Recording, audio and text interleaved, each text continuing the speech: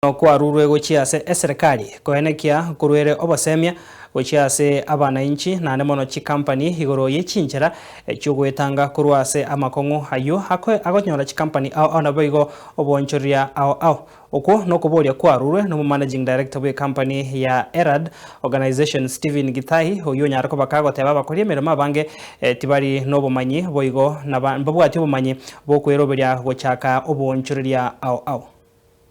What informed me to come up with this forum is to see the need of sensitizing the business owners on why risk management is very critical for profitability and growth. Because in fact, 70% of the businesses are closing shops before their 5th year of operation because of the risk that were evitable.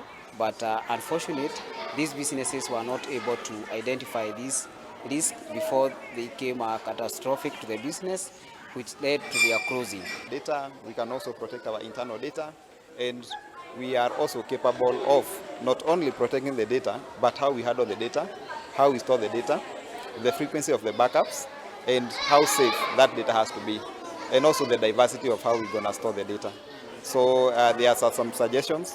There's also the cloud storage, as well as having a physical storage, and also the frequency matters. Educate me more about risk in terms of business, and as I've learned just in the session, it also goes to individual risks that I may incur.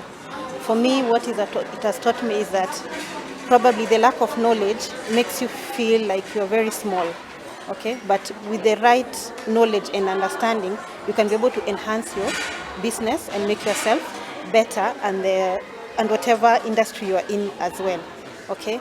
And as a session that is going on right now, we're also learning that there are other ways you can be able to get funding to grow your business. They will come, they'll do for you the risk analysis, your financial analysis and all that, and they can also help you to be able to get the funding that you need. Or business coaching to understand the kind of business.